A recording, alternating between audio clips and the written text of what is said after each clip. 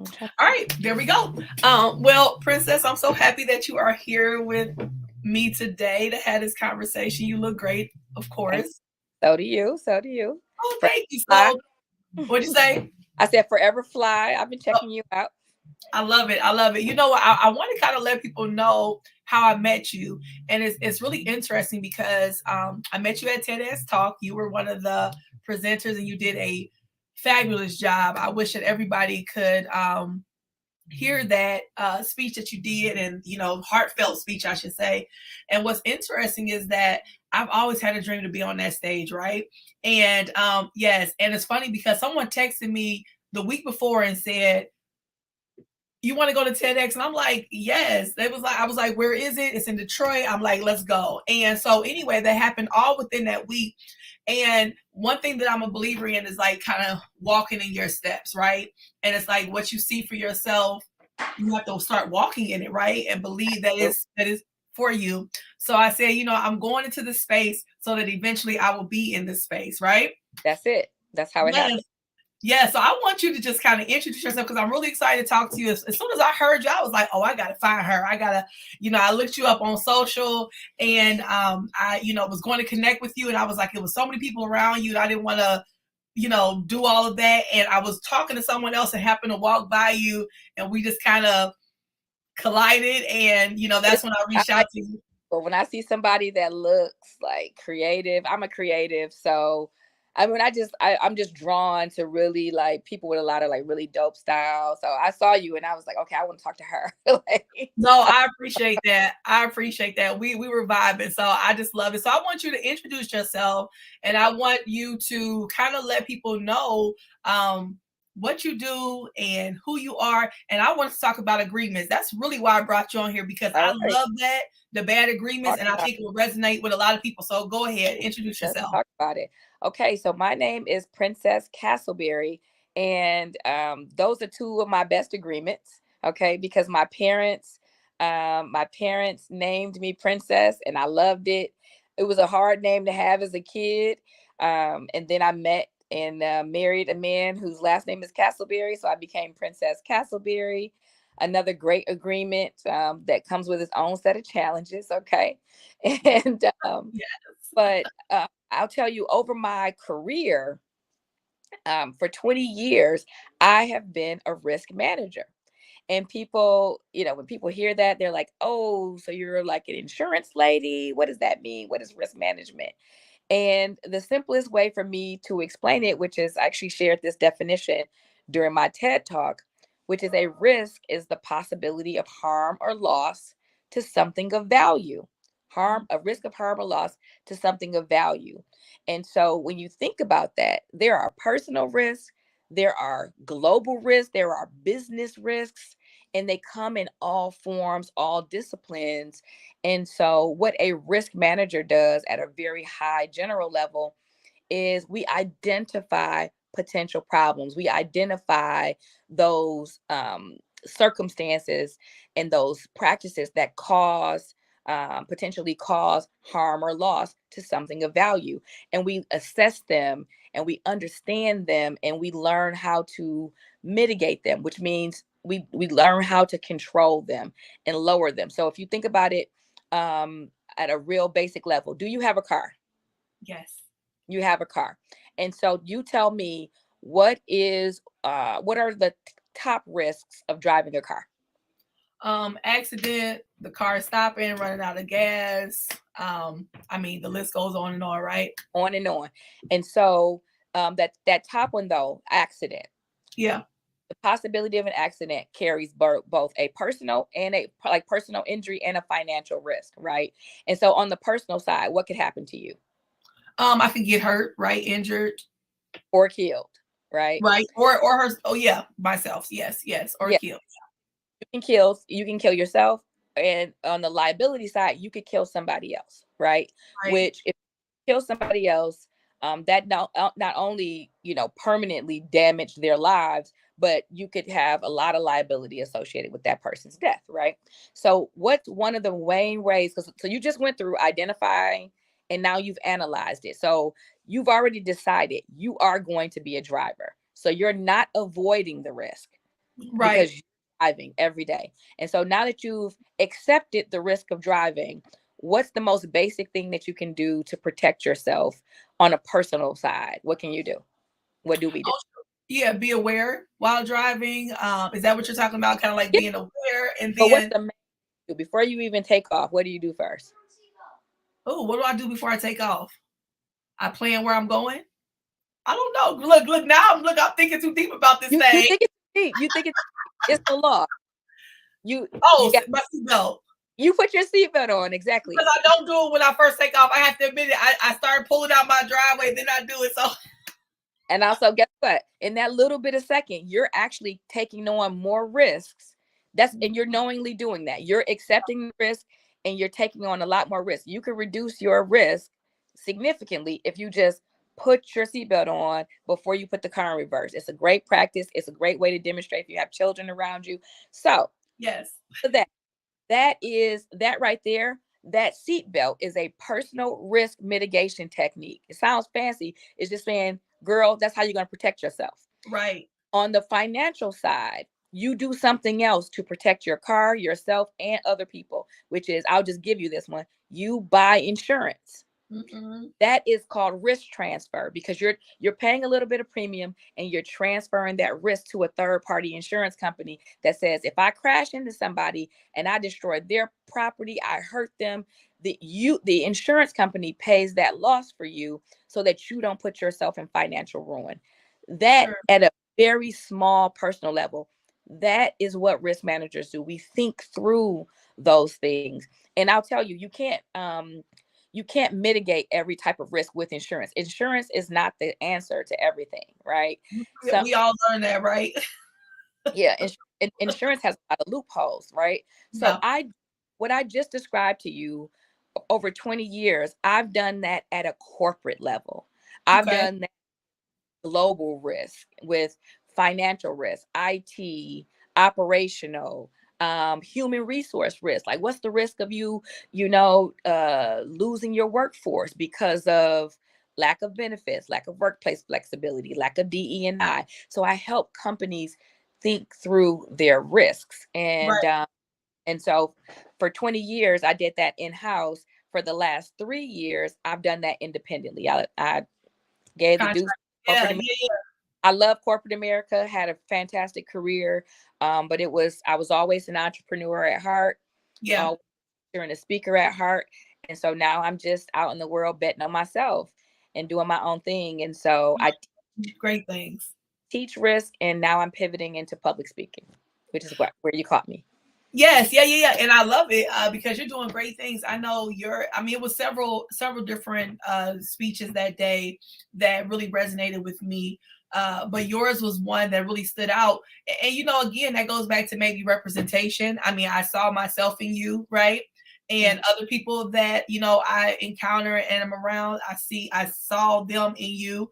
So that's one thing that also resonated. But the thing that you spoke about, bad agreements, I really like that thing because you know what? We've all made them, and I want you to explain to us what bad agreements are and how you've broken that. Because the story you told, I think, was about your grandmother, if I remember Yes, correctly. Yes. yes. Uh, One of it just, many, what'd you say? one of many bad agreements. Yes, yes. That really resonated with me because people don't understand the power of our words, right? And the power of speech and what we put out into the airwaves, right? And I mean, that kind of touches on what you talked about because we do verbally make these agreements, right? But anyway, I want you to talk about what bad agreements are and how you've broken that. So, Okay, so an agreement is very simply your learned familial and societal rules, right? So now tell me your first name. Karen, Karen. Your Aaron name is with the E, Aaron with the E. oh Aaron. So Yes. your name is Aaron, and did you name yourself Aaron? No, I did not. So that became the first agreement that you ever made because your parents stood around you and everybody kept saying, Aaron, Aaron's so cute, Aaron's so sweet, Aaron's so smart. And you were like, okay, I like this Aaron thing. And okay. And you went with it. You agreed with it and you kept that name and you built an identity based off of Aaron. Yeah. And so that became the first of many agreements. So agreements are very simply just your learned familial rules. It starts with your family, but your family is part of society. And society has a whole bunch of other rules. You might have been born Aaron, Black, woman, middle class. You could have come from an educated family. You could have come from a family without education. And whatever your family was, or whatever places and positions your family held within society, all that started to shape your identity. Our gender shapes our identity. Our sexuality is a big part of our identity, social economic standing. And so when you think about all these things that comprise, who Aaron is, right? Mm-hmm. That's where you get into like intersectionality. Like you're so many different things, and there's so many narratives and so much rhetoric that comes along with each of those. And the power that I find in agreements is that even though we make them and we align ourselves to them, more often than not, we did not create them. No, it's the truth. You see something, you hear it, you believe it, and you align yourself to it, and it governs every part of your thinking. Now, how I came up with this topic in the first place is because I actually I have a collaborator in this work, and she wasn't up on stage with me, but she was definitely much had her hand in it. But my collaborator's name is Shantae Hooks, and Shantae is a mindfulness and meditation expert, and Mm-hmm. went to high school together. Hadn't talked in person or anything in 20 years, but Oh, wow. thanks to social media, we were able to keep up with each other. So about a year ago, she saw that I was doing some trainings around imposter syndrome, and how imposter syndrome, to me, imposter syndrome is it's not real. It's Imposter syndrome is really just a series of triggers, and it has more to do with our experiences and our behavior change and the narratives that we have to pass through. Whole other topic. We can talk about that another day. But she saw me posting about imposter syndrome and my feelings about it. And so she was doing some very similar work through a meditation event and a mindfulness event she was having. And she said, "Wow, I want to talk to you about this. We haven't talked in forever." And we found out we were doing a lot of the same work, just in different spaces. And so we started collaborating and coming up with different topics that we wanted to talk about. Because believe it or not, Aaron, I would not, what we're doing right now, a year or two ago, I probably wouldn't have done this because I was camera shy. I'm Mm. not shy. I'm not a shy person, but I didn't like to be recorded. Mm. Right. And so she knew that was a fear of mine. She says, "Well, girl, you got a voice. We got to get you out there." That's, it's somewhat of a bad agreement that you're not wanting to speak. And so we came up with a topic. I said, I want to talk about the agreements that we make. And there's a phenomenal book that's behind it too, called The Four Agreements. You ever heard of Yes, that? I have the book. I've read it. Yeah, that's another reason why what you said resonated with me, because I've read the book, and yes, yes. That So we had both in the past independently read The Four Agreements. And I told her, I said, I just reread this book again, and I bought it. I bought copies for my children, I have 11 and 9-year-old sons. And I said, man, because when I read the book, I wanted my children to know this. And I wish I had known sooner in life, right? Girl, oh, yes. So I went into my risk management bag and was like, the analyst in me wants me to think through what type of bad agreements I've made. And so she was like, "Oh, that's a great topic. I love it." And so you know how it is when you get into I call it getting into the booth. If you get into the booth with a like-minded person, y'all just get a vibe going. And Yeah. she had ideas and I had my ideas. And we came up with that, the Dare to Care model, and that as a way to break through bad agreements, to understand them. And so we've branded it as a risk management and wellness model, because that's what it really is. It's a risk management and mindfulness model, I should call it.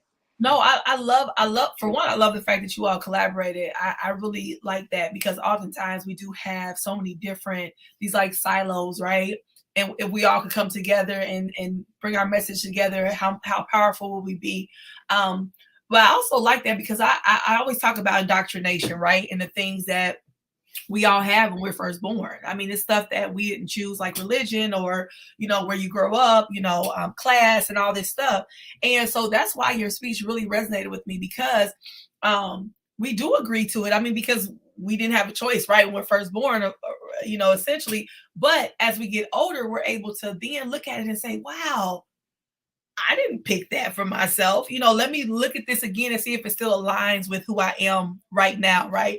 So I just love that. And so if someone give some more examples of agreements that we make because I know that you have a couple that you shared even in your talk. So give us an example of people who may still be trying to figure this thing out. Yeah, so when you think about, I can give you a bunch actually, Yeah, but yeah. think the narrative. Do you mind me asking your age? Sure. I just turned 43 on the 1st of November. Scorpio baby. No. Yes, same age. I'll be 43 on December 24th. So Oh, we're what day did you say? December 24th, Christmas Eve. Okay, I have a son on Christmas, so Nice, nice. And so one of the things I found, because we're technically at the very end of Gen X, right? And mhm. we're right on the cusp of the millennials, right? So I saw this one article that referred to us as Zennials. And Mm, so Zennials, so think about the Zennials, millennials, and then this Gen Y, Gen Z.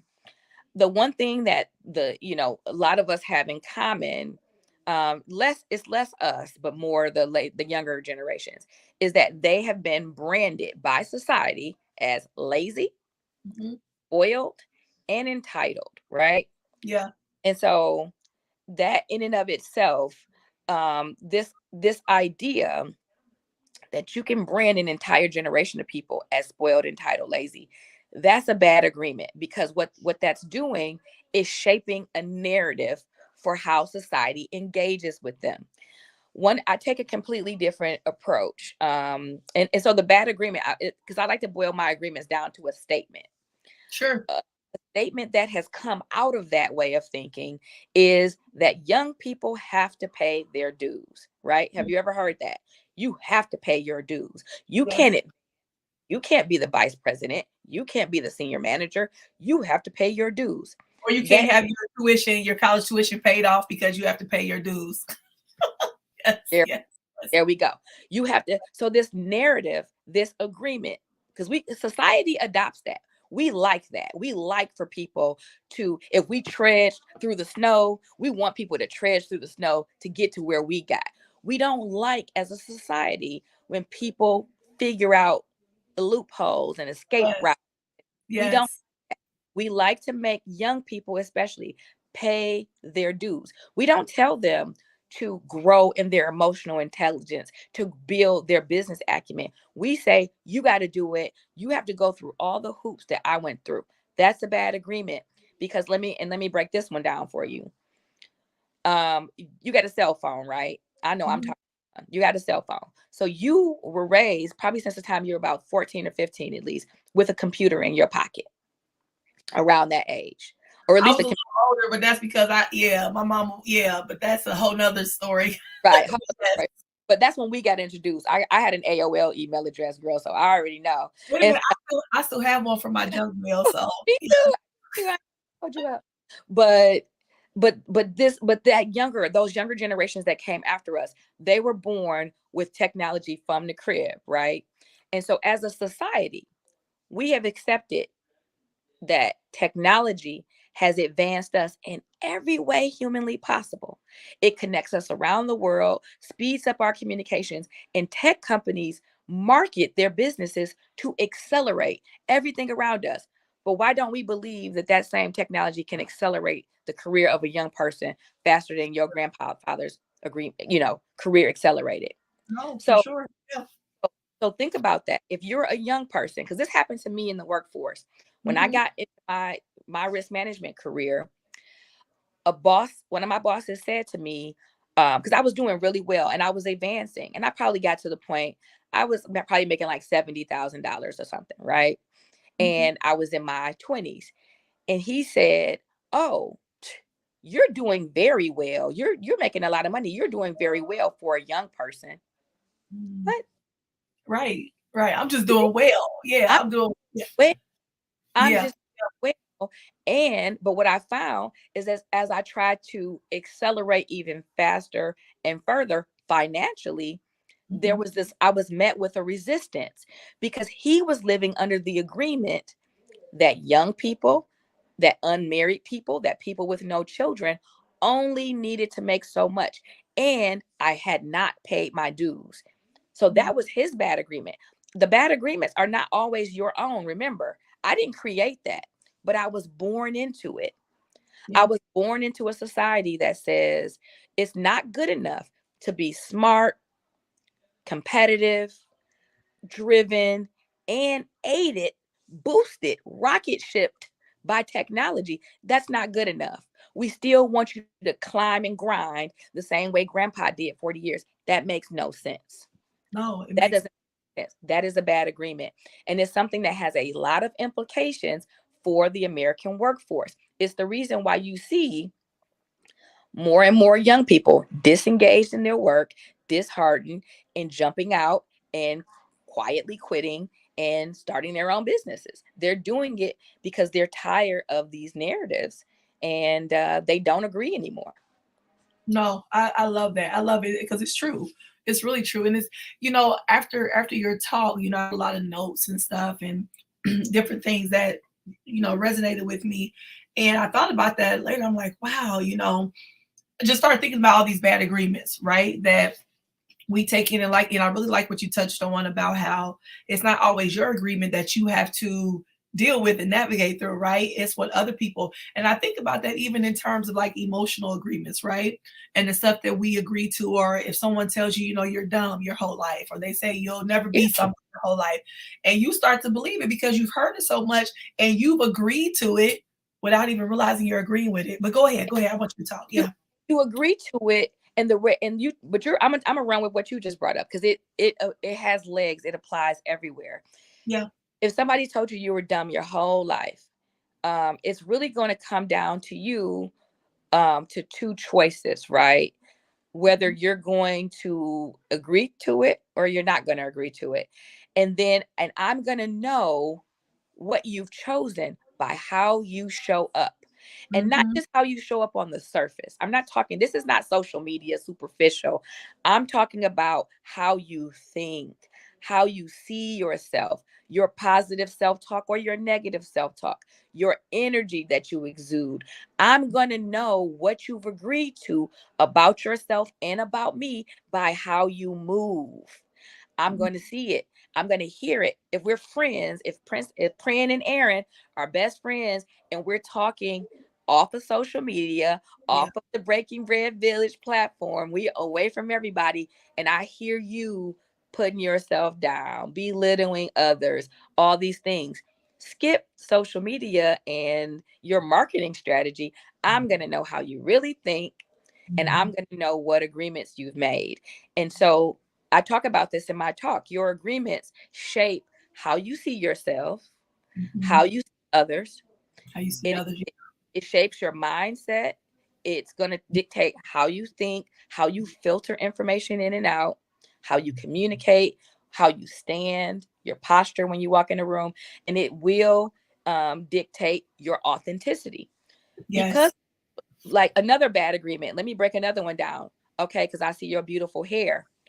For Black people, especially our hair. Hold on, let me just get Oh, let it okay. all. Let me Yes, get yes. my Beyonce on since we out here, since we talking about this. And so, because you see me when I had my little twist out going, but now because we switch it up and we do what we want to do, we can switch it to this, right? Yes, it is beautiful. Yes. Thank you. And so our hair has always been beautiful, right? But Mhm. we for a long time accepted the narrative that natural was bad, right? And professional, and I And mean, just so many different things because I've had that experience myself. I'm just gonna tell you this really quick, where I've had interviews where I would intentionally put my hair up like back in like a little, bun or braid or something. Yes. And where it looked, kind of, slick back and didn't really show all its, ethnicness. Glory, glory. Yes, yes. And so, and now, of course, because of breaking those agreements, right, I walk in as I am. But I know what you're talking about, because it's true, because you've been told it your whole life, and you won't be successful if you going like this, if you have earrings, if you have lipstick, and blah blah blah. Let me pause you. But who told you that though?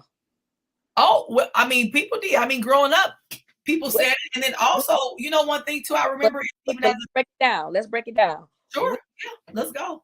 Who told you that specifically? Because because it becomes an issue. It becomes an issue of professionalism, typically when you're going into a predominantly white environment. Yeah. Was it a white person that told you that? No, it wasn't. No, it wasn't. No, I mean, I've never heard. No, you're right. I have not. I don't recall. You know what? My first memory, just really quickly, because I thought about all this as you were you were talking and stuff. My brain was going, and I remember being younger, and when it was time for like Easter Sunday or a special day, our hair had to be kind of like really well, straightened, and that was the look that associated with something formal or a nice, for you looking nice, right? So that, even without the words, was this idea that was put into us, right? Mm-hmm. That this is what equates to looking nice and being presentable. But go ahead. Presentability, respectability, all of that. We align all of that with going to worship. Well, yeah. We align putting on a dress and straightening our hair with going to worship. And the Bible said, "Come as you are." I'm just saying, we don't have to get religious today, but we can say an amen and hoop a holler a little bit if it gets the point across to some people. Yes. If you even break down the hair, everything that you've been told about your hair and all the warnings came from people that look just like you. Mm-hmm. They didn't come from other people. Now, I'm not saying that other people, white people, don't hold those same narratives. What I am saying is, and that they don't judge based off of that. Sure. Yeah. But what I'm saying is, you upheld it. It was your own people that taught you, warned you, and pressed that into you. No pun intended. They pressed your edges and pressed that thought right into you that this is unprofessional. You can't show up that way. They're going to judge you. They heaped all that fear on you. And guess what? If you're a white person standing on this side of the gate saying, "Okay, welcome to corporate America," and then you've presented yourself according to their own beauty standards, with your hair straightened as possible, with your voice code switched up, with not your fly glasses, but your regular plains, no bright lipstick, no loop earrings. If you've come in looking just like them and you've made yourself easier for them to accept, which is just a black mirror of them. Yeah. They're like, "Oh, great. You've just made this easy for me. I don't have to challenge myself. I don't have to grow. I don't have to do anything different." And they won't. Not because they're inherently terrible, but because that's how human beings work. How about the human nature? We like that are like us. And if you've presented yourself, if you've let me mute every part of your culture, and I didn't even mute it. You let society, history, and your mom and them mute you before you walked in here, and you made yourself presentable to me. And guess what? You've made it easier. I'm going to accept you just like this, and I'm going to hold you to it. And I'm going to create policies and uphold it because you just doubled down and told me I was right. Mm. They under a bad agreement too. So I showed up different. Now that talk, when I gave that TED talk, TEDx talk, that experience that I talked about, I was 22, 24 when that happened. We just already established we grown as hell at this point. Right. I broke that bad agreement then. Tell us what that was, because I don't think we touched on that. What was your bad? So that my bad agreement in that instance was what I call the 2X myth. The idea that as a woman, and as a Black woman in particular, that I have to work twice as hard as my white male counterparts to get equal, or maybe less, than what they have in terms of financial compensation, rewards, and recognition. that I have to work twice as hard. And as Shantae would say this, Shantae would break it down so eloquently that that's the most inefficient shit I ever heard. Pardon my parody, Yeah. but it's very inefficient. And guess what? Guess what corporate America doesn't want? Inefficiency. They don't want that, but they don't they condone it. They a lot of the bad agreements that we show up with, this idea that we have to work double, we have to work twice as hard, they perpetuate it as well, right? With Mhm. discriminatory hiring practices, with not showing us a leadership that reflects their workforce or their customer base. So they reinforce the narrative, and you call this out sometimes without even saying it. They set up conditions that reinforce the narrative unknowingly. And when we align ourselves to that, if we come in and we're showing up that way and working twice as hard and staying late and coming up with all the ideas, taking responsibility for things, and not speaking up for ourselves, not speaking up when somebody takes our ideas, then we just perpetuate it. And Yeah. so all I'm asking people to do is to stop, consider the things that just don't serve you well, consider what those agreements are, like really write them out and define them. Then think about, where did it come from? Where did it go? I like that. Yeah. Because what we'll say is, what you started to say is, Yeah. well, I heard people say that. And I was like, which Yeah. people? Yeah. Who? And it be your people. It's your grandma, it's your mom, it's your dad, it's your siblings. It's not it's not the man, it's not them over there, it's not the others, it's you. And Mhm. you've aligned yourself to it. And now that you're moving in sync with that, Yeah. that that you've let somebody else write the narrative, and the other person on this side who was also raised to think I'm better than them, I'm whatever, however, they've come into the workplace trying to behave themselves because corporate norms and HR policies say they have to behave to an extent. But here you come perpetuating all the narrative. Mhm. And Mhm. that narrative just might be, like you said, slicking your hair back in a bun. You've come in perpetuating whiteness, and they Mhm. accept your whiteness to Mhm. just to an extent, right? Yeah. And they take the pieces from you that you're giving, and you're on your end. Those pieces are not serving you well. They're especially for women, they're contributing to heart disease. They're Yeah. contributing to the wage gap. They're contributing to all these feelings that you keep bottled up inside. They're contributing to gossip. They're Mhm. contributing to lack of collaboration. They're contributing to like lack of idea sharing, lack of creativity, and you stifle yourselves. That's it. That's Mhm. what happens. Yeah. Yeah. That's what happens. Well, I have a question for you. And I know that you are a busy woman, but I want to ask you really quickly, when did you kind of wake up to this? Like what caused you to say, you know what? I'm done with these agreements, these bad agreements, and I'm going to stand up for myself. What did something happen or Take my bun back down for this. yeah, yeah, you let it all hang. Yeah. It was like the story I told. And I know TEDx is such a fast experience because you got to get your whole life experience and a solution out in 9 minutes, right? Yeah. Yeah. Yeah. Yeah. Um, but what it was for me is that the fact that I knew who I was, right? I was raised solid. I was Mhm. raised with the love. They named me princess, for God's sake. Yeah. You know, I was raised with the, oh, you're so cute. And then I did, from my own people. I did get a whole lot of, you so cute to be dark skinned. That's a whole other set of bad agreements and narratives we're not gonna talk about today. Yeah. But I knew who I was, and I was confident, and I was educated, I was graduated, and all of that. And then when I came into that all white environment, I came in with a lot of insecurity that was on the inside, was bottled up, right? Corporate Insecurity. America. You talking about when you wanted to corporate America? Yeah, Okay. I got to corporate America. Like, I didn't think that the warnings and the things that my grandmother had taught me about, and my mother taught me about as well, I didn't think that I was impacted by it, right? Mm. Because they were warning me and telling me about people that I really wasn't around, right? Mm.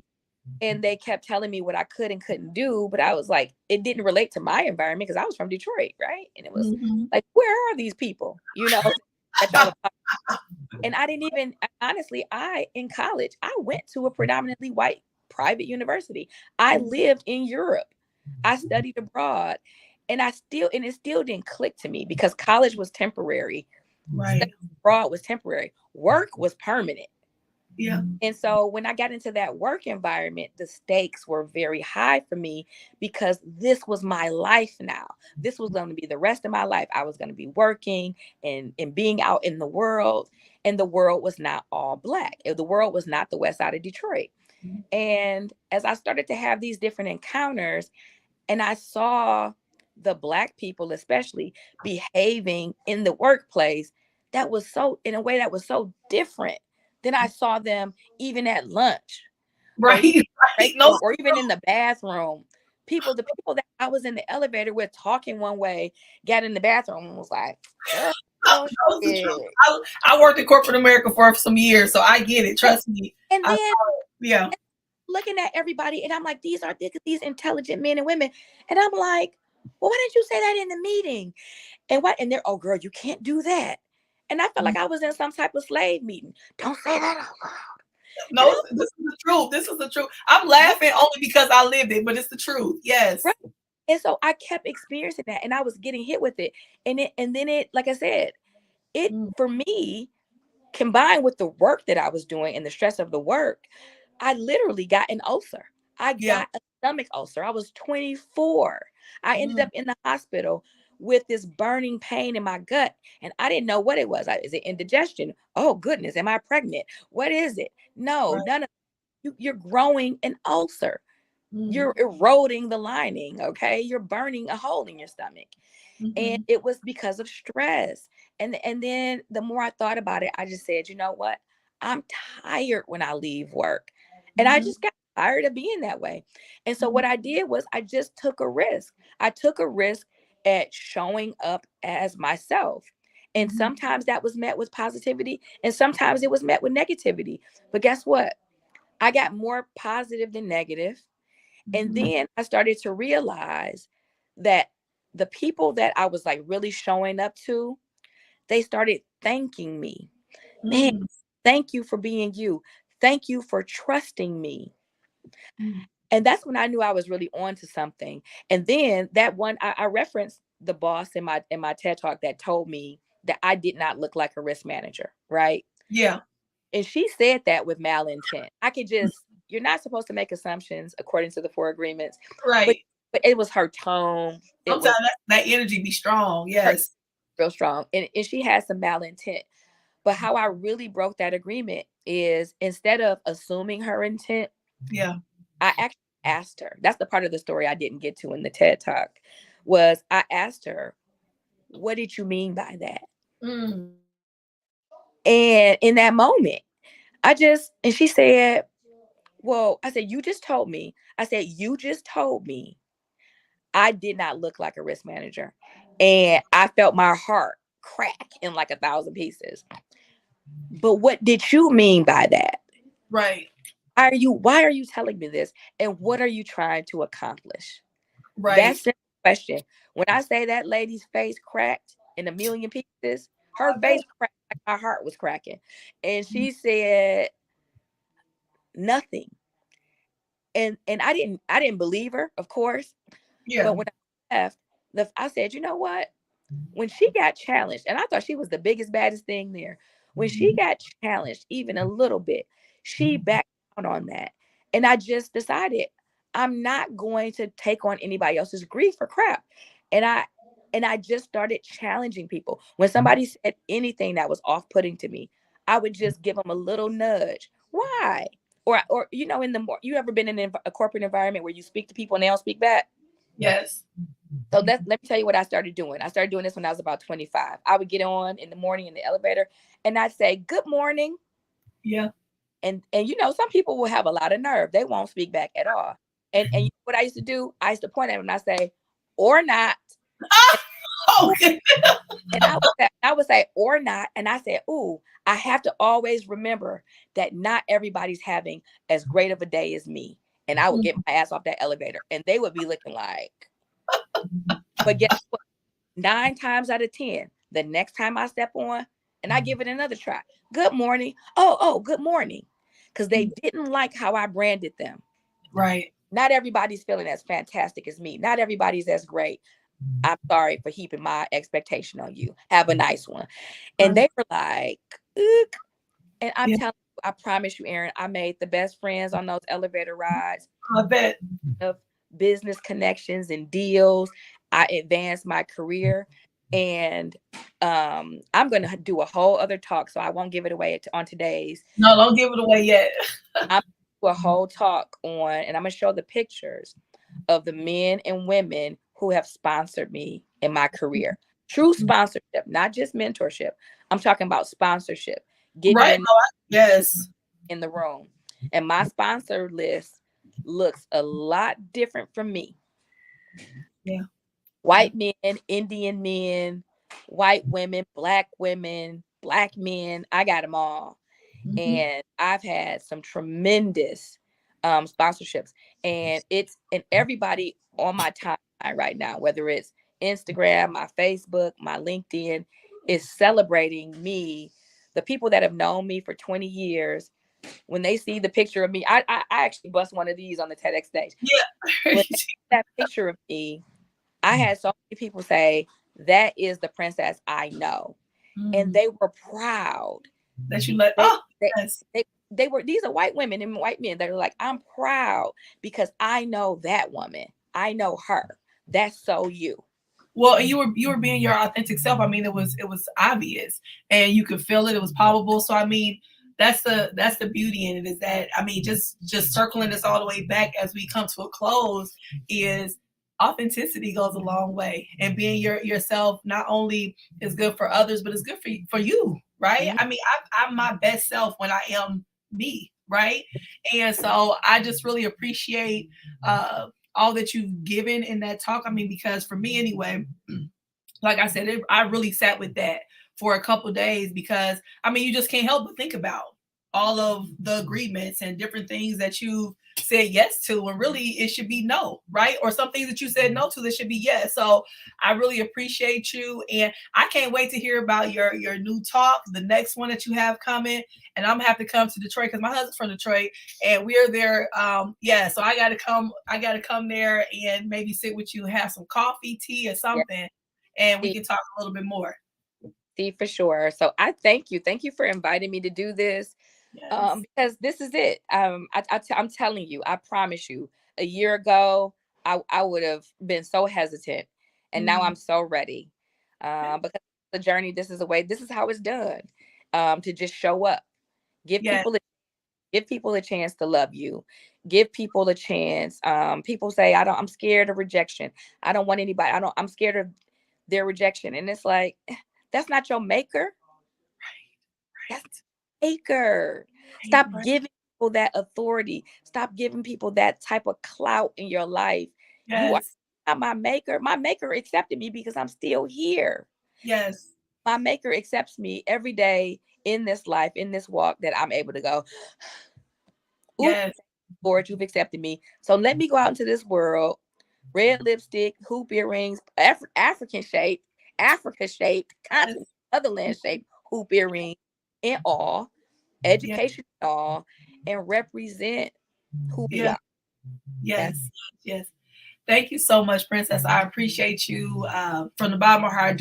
I love this kind of shared time is beautiful. Thanks for sharing space with me. And I wish you well. We will keep in touch. Absolutely. Absolutely. Come see me. Thanks. Take care. Bye.